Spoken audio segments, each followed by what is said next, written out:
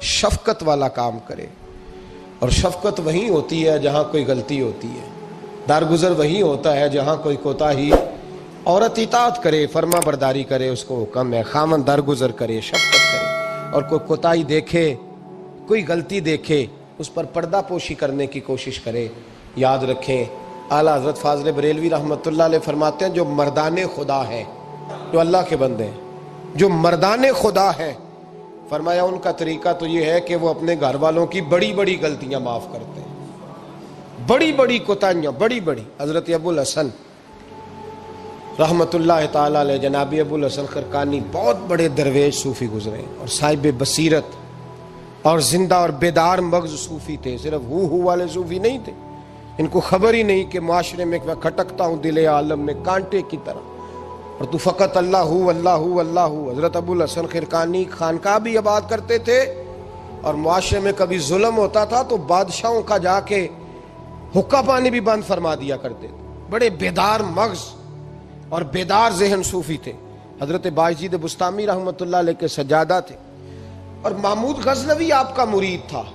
اب بہت صاحب بصیرت بادشاہ ہوا ہے، وہ آپ کا خدمت گزار تو حاضر ہوتا تھا۔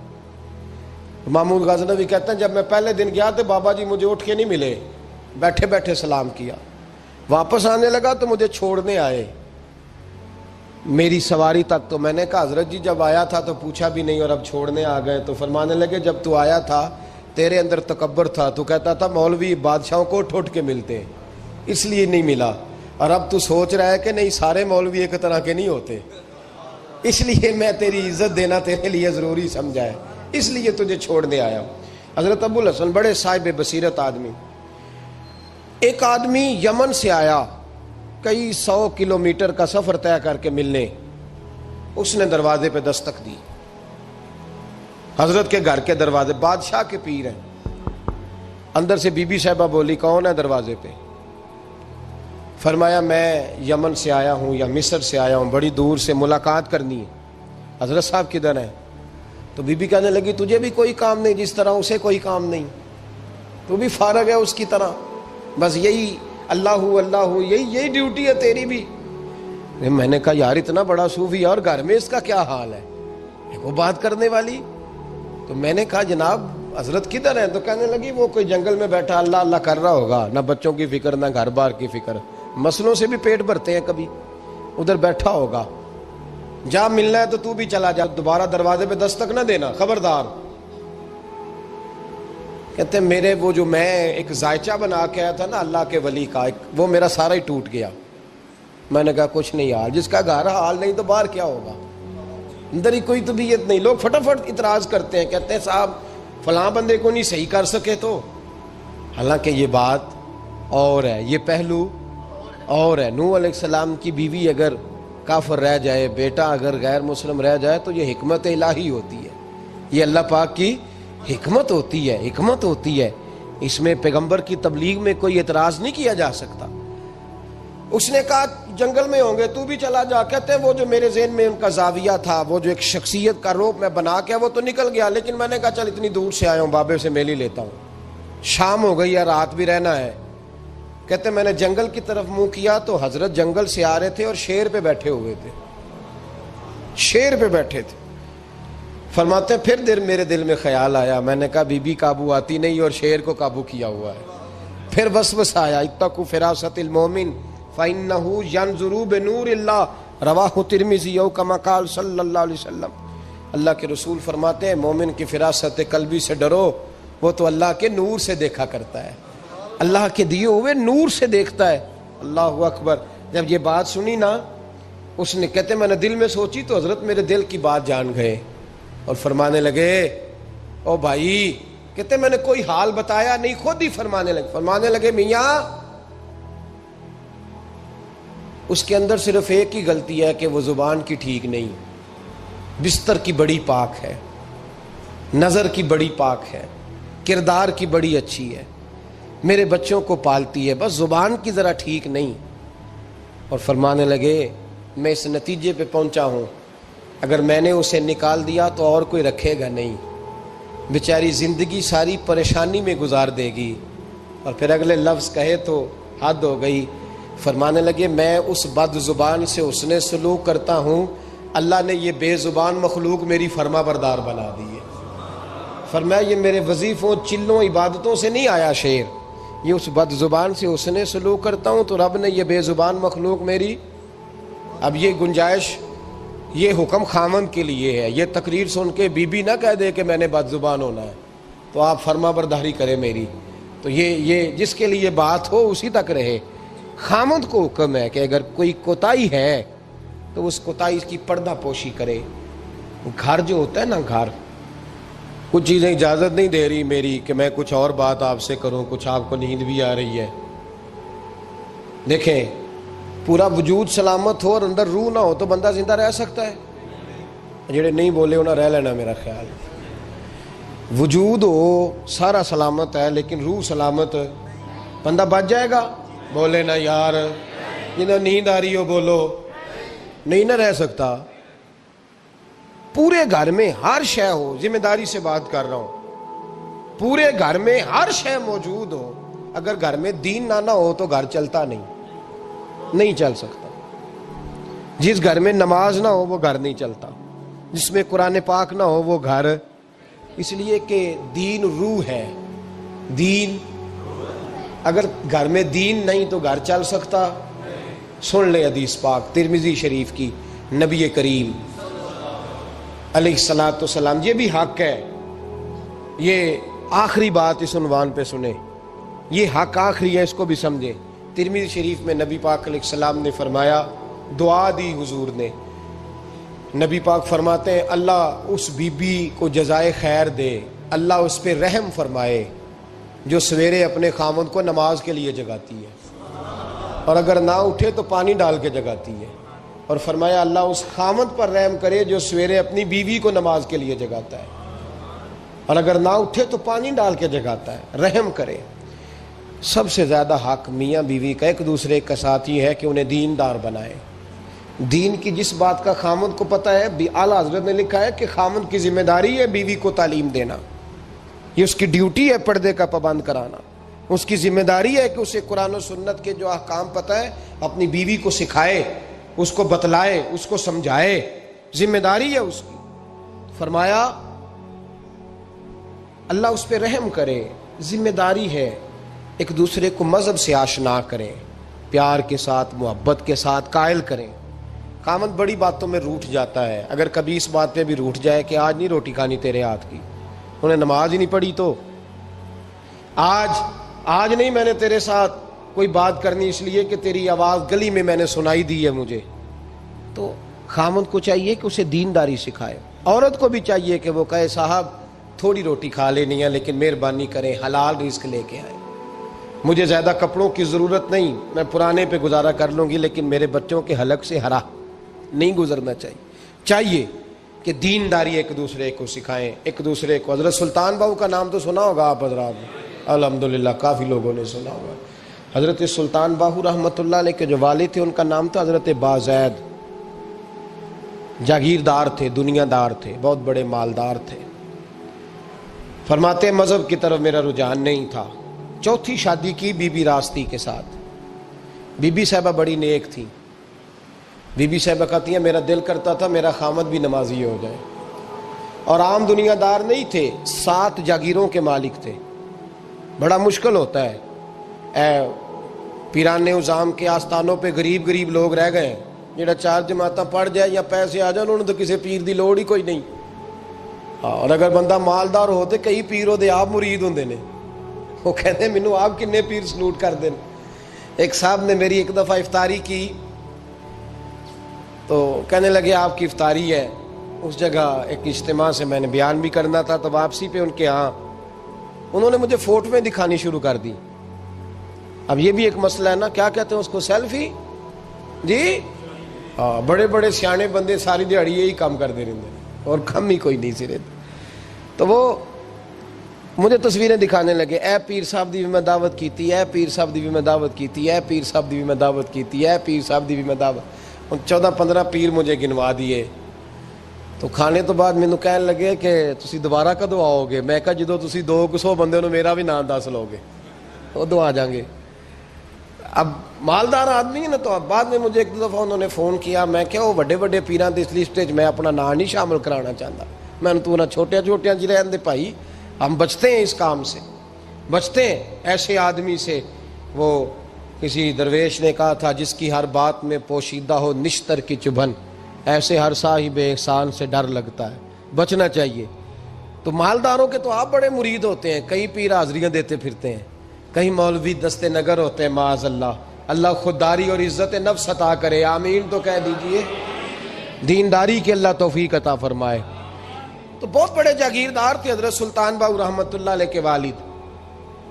بی بی شیبہ کہتی ہے نمازی بنانا تھا خاوند کو. کس کو؟ کس نے بولے؟ کس نے نمازی بنانا ہے؟ اور بیوی کو کس نے بنانا ہے؟ پکی گل نے جی. میں ایک کونسلر صاحب نوں میں کیا ماشاءاللہ جیت گئے ہو؟ کہندے ہاں جی. میں کہندے جی کوئی حکم ہوئے تو مینوں دسو. میں کہ حکم ہے کہ تسی اپنے ہلکے دے بندیاں دی ڈیوٹی لانی, کیڑا کیڑا نماز حاضری لانی ہے, کیڑا کیڑا نماز پڑھنا ہوندا ہے تے کیڑا کیڑا نہیں ہوندا. کہنے لگے بڑے سیانے نکلے ہو, پہلا مینوں ہی وسیتے واڑ چھڑیا جی. میں جاؤں گا تے دوجیاں دی حاضری لاں گا نا. تو خاوند نمازی بنائے گا بیوی کو تو اس سے پہلے خود بنے گا تو بنائے گا نا جی. جی تو اگر خاوند کہہ دے تو پڑھیا کر, میرے پیچھے نہ لگی, کیونکہ جنی کو تو پڑھنی اونی میں پڑھنی ہے نا.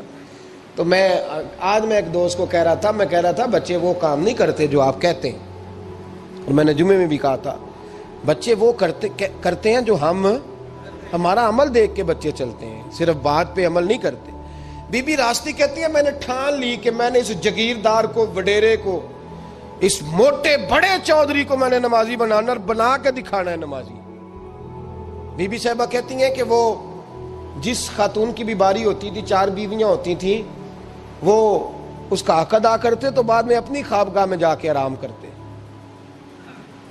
ان کا جو خادم تھا ملازم, وہ رات کو دودھ کا پیالہ انہیں دینے جاتا تھا, سونے سے پہلے ان کے پاس دودھ کا پیالہ پہنچتا تھا. تو بی بی صاحبہ کہتی ہیں میں نے رات کو ملازم سے کہا دودھ دینے تو نہیں جائے گا, میں جاؤں گی. تو میں آدھی رات کو دودھ کا پیالہ لے کے حاضر ہوئی. تو کیسے آئی؟ میں نے کہا بی بی ہوں, آ گئی ہوں, تو اب مہربانی کریں. میں نے کہا اگر اجازت دیں تو آپ کے پیر نہ دبا دوں. چل دبا دے. بی بی کہتی ہیں پیر دباتے دباتے میں نے کہا اگر اجازت دیں تو صبح نماز کے لیے جگا دوں. یہ نماز کی تبلیغ ہو رہی ہے. تو بابا جی پتہ کیا کہتے ہیں حضرت بازید, کہنے لگے تو مجھے جانتی نہیں, خبردار مجھے تبلیغ کرنے کی کوشش کی. اس گھر میں رہنا ہے تو سانس اونچا نہ لینا, پتہ ہے تو کس کے ساتھ بھی آئی, خبردار. کہتے میں چپ کر کے آ گئی. اگلے دن پھر دودھ لے کے پہنچ گئی تو انہوں نے آنکھ کھول کے دیکھا میری طرف, پھر آ گئی ہے. میں نے کہا میرے خاوند ہیں, میرے سر کے تاج ہیں, پیر دبا دوں؟ کہ دبا دو. کہتے ہیں میں نے 10 منٹ پیر دبائے تو میں نے کہا اگر جان کی امان پاؤں تو فجر میں جگا دوں. میں نے جلال فرمایا. کہنے لگے تجھے کہا تھا نا کہ مجھے کسی کا مشورہ قبول نہیں, تو کون ہوتی ہے مجھے بات کرنے والی, چل دوڑ جا. بی بی صاحبہ کہتی ہیں میں 10 دن جاتی رہی. کتنے دن؟ انہوں نے سختی بھی کی, برا بھلا بھی کہا, اور کئی دن یہ بھی کہا کہ کل آئی تو پھر یاد رکھنا. کہتی ہیں 10ویں دن میں گئی تو حضرت بازید کہتے ہیں میرے دل میں خیال آیا یہ جان چھوڑنے والی نہیں, یہ باز نہیں آئے گی, اور چلو ہے بھی تو میری بیوی, غلط بات بھی کوئی نہیں کر رہی, کہہ بھی نماز کر رہی ہے. کہنے لگے اگر میں سویرے اٹھ جاؤں تو پھر دوبارہ تو نہیں آئے گی, تو دوبارہ تو نہیں آئے گی. یہ دیکھیں میاں بیوی کا آپس میں رشتہ, سویرے اگر میں اٹھ جاؤں نماز کے لیے تیرے کہنے پہ تو میری جان چھوڑ دے گی تو. بی بی صاحبہ کہنے لگی میں دوبارہ نہیں آؤں گی, آپ مہربانی کریں سویرے اٹھ جائیں. کہنے لگے چل تو میری بیوی ہے, ایک بار مان لیتا ہوں تیری بات, سویرے جگا دینا. بی بی راستی کہتی ہے میں پہلے سو کے اٹھا کرتی تھی, وہ رات میں سوئی نہیں. کہتی ہے میں ساری رات رو کے گزار دی, ساری رات, اور بیدار رہ کے گزار دی. سویرے فجر کے وقت پانی گرم کیا, بغل میں مصلی لیا, خامد کو بیدار کیا, وضو کرایا, اور کہتی ہیں جب وہ اللہ اکبر کہہ کے سنتوں کی نیت باندھی تو میرے اس طرح آنسو گرے جیسے سیلاب آتا ہے اور دریا کا بند ٹوٹتا ہے, اور میں نے رو کے کہا مولا میرے اختیار میں یہیں تک تھا, میں مصلی پہ کھڑا کر سکتی ہوں, میں دل تو نہیں نہ بدل سکتی, وہ تیرے قبضے میں ہے, مقلب القلوب ہے, فضل کر اس کا دل بدل دے. فرماتی ہیں میں روتی رہی, 2 رکعتیں پڑھ کے میری طرف دیکھا تو فرضوں کی نیت باندھ لی، اور 2 فرض پڑھ کے پھر میری طرف دیکھا، کہنے لگے خبردار سویرے جگانے آئی تو۔ میں نے کہا جی نہیں جگاتی۔ میری طرف دیکھ کے کہنے لگے تو نہیں جگائے گی آج کے بعد میں تجھے نماز کے لیے جگایا کروں گا، میں تجھے جگاؤں گا۔ آپ فرمانے لگی وہ نمازی بن گئے، میں پہلے ہی نمازی تھی۔ جب ان 2 نمازیوں کا ملاپ ہوا تو اللہ نے سلطان باہو جیسا بیٹا عطا فرمایا، سلطان باہو جیسا بیٹا عطا فرمایا۔ میرے بھائی، میاں بیوی ایک دوسرے کو دیندار بنائیں گے، ایک دوسرے کو نمازی بنائیں گے، وہ ایک دوسرے پہ، اور کس طرح کا بڑا مشکل ہوتا ہے بیوی اپنے خاوند کی تعریف کرے، مشکل ہوتی ہے۔ اعلیٰ حضرت فاضل بریلوی رحمت اللہ تعالی علیہ کی زوجہ، ان کا طریقہ یہ تھا کہ وہ اتنی شناسہ ہو گئی تھی، اعلیٰ حضرت لکھتے تھے تو وہ واقف ہو گئی تھی، وہ کتاب کا اعلیٰ حضرت فرماتے تو وہی کتاب اٹھا کے زوجہ لاتی۔ اس زمانے میں قلم بنتے تھے اپنے ہاتھوں سے، لوگ چھری لے کے اس کے ساتھ قلم بنایا کرتے تھے، تو قلم بنا کے سیاہی رکھتی، کاغذ کئی دفعہ ڈانٹ دیتے، اعلیٰ حضرت کئی دفعہ ڈانٹ دیتے، لیکن اماں جی سنتی۔ وقت وصال آیا تو ایک دن فرمانے لگے حامد رضا کی ماں، تو نے ساری زندگی مانگا کچھ نہیں، تو نے میری بڑی نوکری کی، میرے دین کے کاموں میں سب سے بڑی مددگار تو تھی، چل کچھ چیز مانگ لے۔ جب دین کے رشتے ہوتے ہیں تو پھر معاملے بھی دینداری کے طے ہوتے ہیں، کچھ مانگ لے۔ بڑا کچھ مانگ لیتی ہیں نا بیویاں، بڑا کچھ۔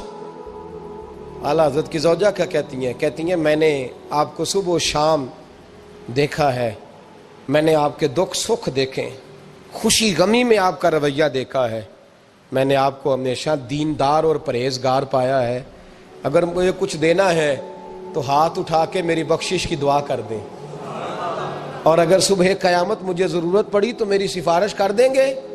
اعلیٰ حضرت رو پڑے، یہ دینداری کے رشتے ہیں، رو پڑے۔ فرمانے لگے تیرے ساتھ وعدہ ہے، مصطفیٰ کریم صلی اللہ علیہ وسلم کے صدقے احمد رضا جب جنت میں جائیں گے تو تجھے ساتھ لے کے جنت میں جائیں گے، ساتھ لے کے جائیں گے۔ تو بھائی دینداری بنائے، ہن لباس لکم وانتم لباس لہن، وہ تمہارا لباس ہے اور ان کا لباس ہو۔